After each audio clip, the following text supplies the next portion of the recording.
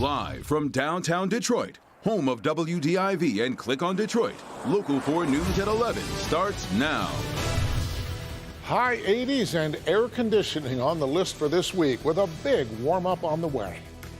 Calls for a ceasefire grow around the world, including right here in Metro Detroit, as the violence escalates in the Middle East. But we begin with a new phase in the effort to get Michiganders vaccinated. The federal government's mass vaccination site at Ford Field closes tomorrow. The stadium has been home to a mass vaccination site for the past 8 weeks. And tomorrow, the federal government will pack up and leave after getting tens of thousands of Metro Detroiters vaccinated. Larry Spruill is there live for us tonight at 11 with more on what you need to know if you want your dose on the final day. Larry? Good evening, Steve and Sandra. And as we just mentioned, that tomorrow is the last day, and the state says that this vaccination site here at Ford Field was very successful. They gave out thousands and thousands of vaccinations, and they say this is just their way of ending the pandemic. We've done over 240,000 vaccinations so far. U.S. Air Force Lieutenant Colonel Ben Crandall says that's a number they're proud of. A lot of those were first and second dose Pfizer. For weeks, Crandall and his team members helped operate Ford Field as a mass vaccination site, making it one of the largest sites in the country. It's one of the larger sites across the country just based on us being a Type 1 facility. And we're very thankful that we get an indoor facility. They administered about 5,000 to 7,000 shots a day. U.S. Air Force Lieutenant Colonel Shay Edwards says that required a lot of manpower. We have about 220 airmen and one guardian from the Space Force. Our main mission is to provide vaccinations for the community members of Detroit as well as Michigan.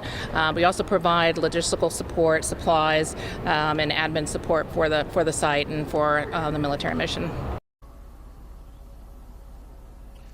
And they will be taking in walk-in appointments tomorrow as well. We are live at Ford Field tonight. Larry Spruill, Local 4. All right. Thank you so much, Larry. Many people are heading back to work and school with new mask rules in place all across Michigan.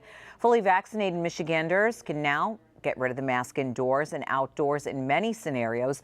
This weekend, the CDC released guidelines on how schools should proceed, saying students should keep wearing masks until the end of the school year. It's because all students won't be vaccinated by then. The Pfizer vaccine currently only available for children 12 and older. The director of the CDC says the new guidelines are not permission for everyone to get rid of their masks. You know, we are asking people to be honest with themselves. If they are vaccinated and they are not wearing a mask, they are safe. If they are not vaccinated and they are not wearing a mask, they are not safe. And what we're asking businesses to do, probably the most important thing that businesses could do right now, is to work to ensure that it's easy for their own employees to get vaccinated. The state's last update on Friday shows 55.7% of Michiganders 16 and up have gotten at least one dose of the COVID vaccine.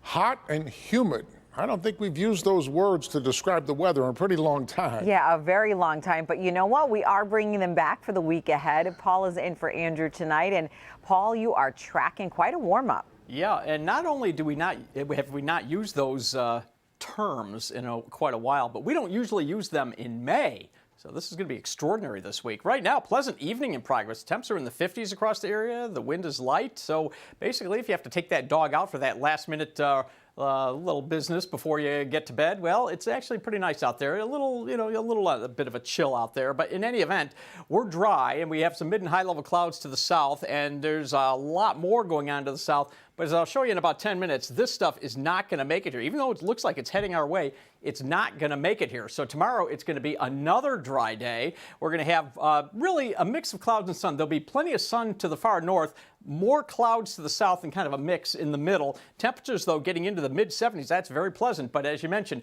we have that very hot weather coming in. We'll bring you the timetable on that. And also the news just keeps getting worse on that hurricane that's heading into India. We'll talk about all of that coming up in just a few, guys.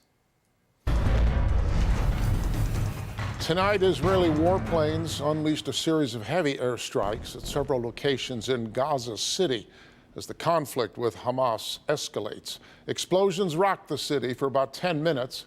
There have been no immediate reports of injuries. These strikes coming 24 hours after air raids that killed 42 Palestinians, including children. Today, the UN Security Council called for an immediate ceasefire to the worst outbreak of Israeli-Palestinian fighting in years. But tonight, as Jennifer Johnson reports, Israeli Prime Minister Benjamin Netanyahu is signaling the war will continue. Rescuers search for survivors after a series of pre-dawn airstrikes in Gaza City. It was the deadliest single day of attacks since heavy fighting broke out between Israel and Hamas militants a week ago. Israel's prime minister is defending the strikes as the death toll on both sides mounts. If Hamas thought that they could just fire on our rockets and then sit back and enjoy immunity, that's false. We are targeting a terrorist organization that is targeting our civilians and hiding behind their civilians, using them as human shields.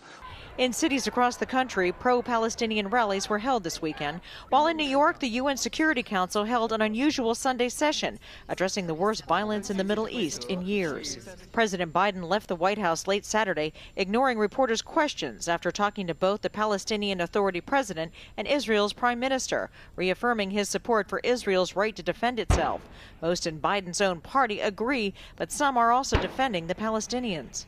The Palestinian people have a right to live in peace and freedom, to a state of their own, living side by side in peace with Israel. The White House says the president also raised concerns about civilian casualties and protecting journalists after an Israeli airstrike hit a building that housed the Associated Press and Al Jazeera. Israel did warn the journalists to get out before the building was hit. Jennifer Johnson, Local 4. Now, many Metro Detroiters have deep ties to those communities. For a second day in a row, a large crowd turned out in Dearborn to show solidarity with Palestinians in the Middle East. We're out here today to rally and protest and show the world that we as a community here in Dearborn and Metro Detroit are not going to stand for the apartheid and ethnic cleansing that Israel is undertaking against our Palestinian people. Congresswoman Rashida Tlaib was part of a protest in front of the Ford Community and Performing Arts Center. Local Israelis say this is not a conflict with the Palestinian people, but with Hamas, a militant group. Hamas is not representing the Palestinians. The majority of the Palestinians are moderate. The majority of the Palestinians are represented by the Palestinian Authority, which, by the way, are not great friends of Israel, but they're not radical as Hamas is. Now, today, the leaders of that Dearborn protest say President Biden may face a chilly reception when he visits Dearborn on Tuesday because of the official U.S. policy. The president will be touring the Ford Rouge Electric Vehicle Center.